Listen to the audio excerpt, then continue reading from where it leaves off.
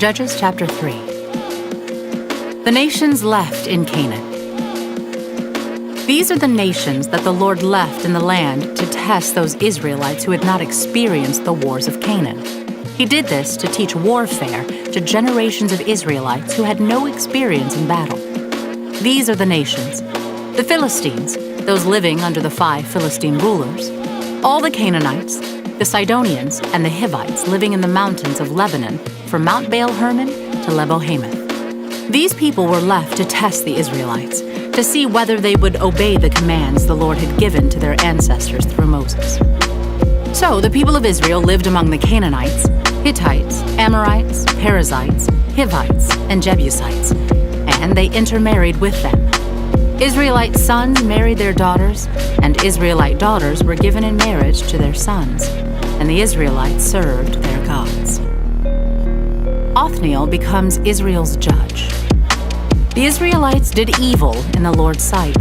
They forgot about the Lord their God, and they served the images of Baal and the Asherah poles.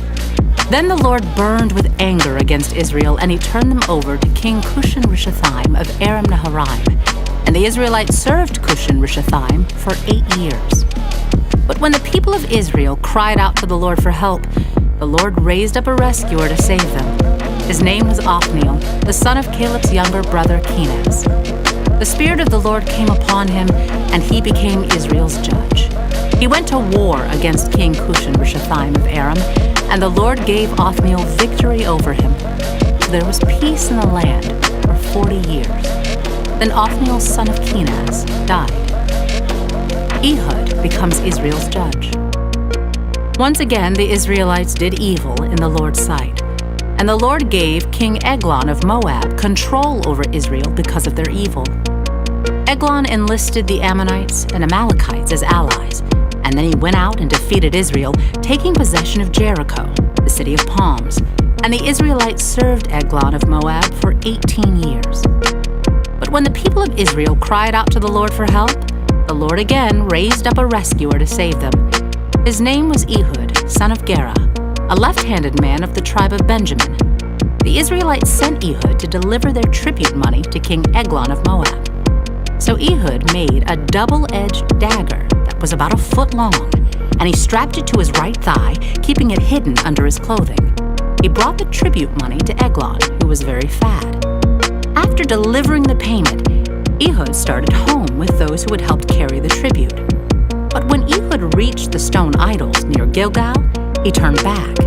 He came to Eglon and said, "I have a secret message for you." So the king commanded his servants, "Be quiet," and he sent them all out of the room. Ehud walked over to Eglon, who was sitting alone in a cool upstairs room, and Ehud said, "I have a message from God for you." As King Eglon rose from his seat, Ehud reached with his left hand, pulled out the dagger, strapped to his right thigh, and plunged it into the king's belly. The dagger went so deep that the handle disappeared beneath the king's fat. So Ehud did not pull out the dagger, and the king's bowels emptied. Then Ehud closed and locked the doors of the room and escaped down the latrine. After Ehud was gone, the king's servants returned and found the doors to the upstairs room locked.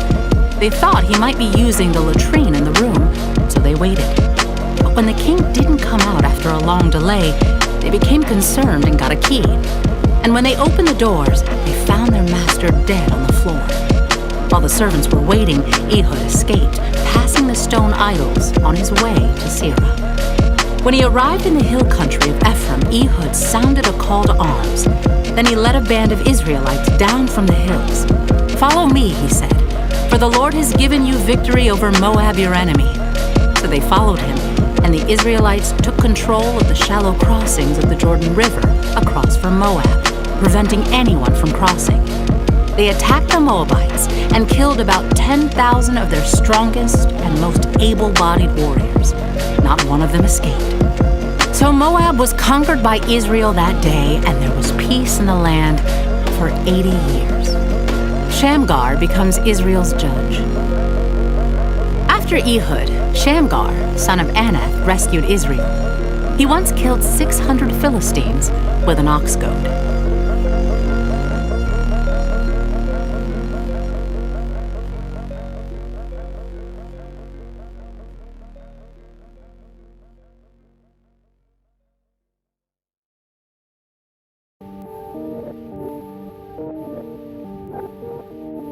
Judges chapter 4. Deborah becomes Israel's judge. After Ehud's death, the Israelites again did evil in the Lord's sight. So the Lord turned them over to King Jabin of Hazor, a Canaanite king. The commander of his army was Sisera, who lived in Harosheth Hagoyim. Sisera, who had 900 iron chariots, ruthlessly oppressed the Israelites for 20 years. Then the people of Israel cried out to the Lord for help. Deborah, the wife of Lapidoth, was a prophet who was judging Israel at that time. She would sit under the palm of Deborah between Ramah and Bethel in the hill country of Ephraim, and the Israelites would go to her for judgment.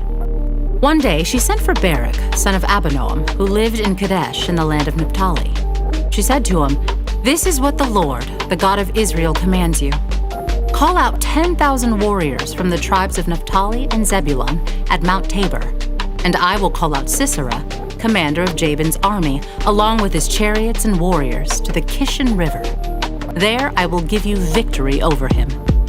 Barak told her, "I will go, but only if you go with me." "Very well," she replied. "I will go with you, but you will receive no honor in this venture, for the Lord's victory over Sisera will be at the hands of a woman." So Deborah went with Barak to Kadesh. At Kadesh, Barak called together the tribes of Zebulun and Naphtali, and 10,000 warriors went up with him. Deborah also went with him.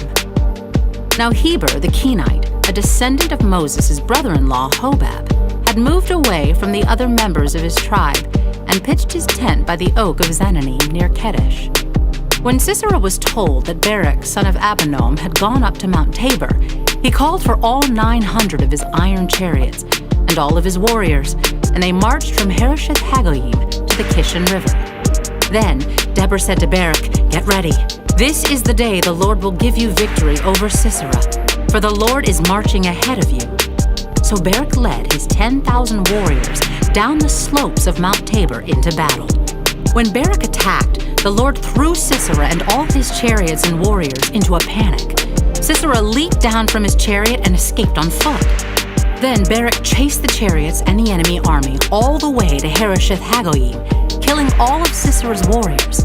Not a single one was left alive. Meanwhile, Sisera ran to the tent of Jael, the wife of Heber the Kenite, because Heber's family was on friendly terms with King Jabin of Hazor. Jael went out to meet Sisera and said to him, "Come into my tent, sir. Come in, don't be afraid." So he went into her tent, and she covered him with a blanket. "Please, give me some water," he said. "I'm thirsty." So she gave him some milk from a leather bag and covered him again. "Stand at the door of the tent," he told her. "If anybody comes and asks you if there's anyone here, say no." But when Sisera fell asleep from exhaustion, Jael quietly crept up to him with a hammer and tent peg in her hand. Then she drove the tent peg through his temple and into the ground, and so he died. When Barak came looking for Sisera, Jael went out to meet him. She said, "Come, and I will show you the man you are looking for." So he followed her into the tent and found Sisera lying there dead, with the tent peg through his temple.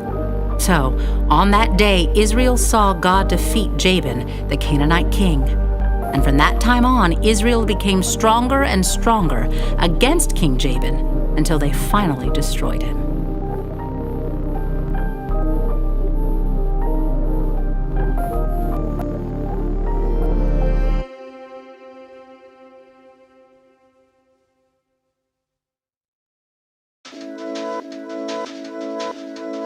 Psalm chapter 20.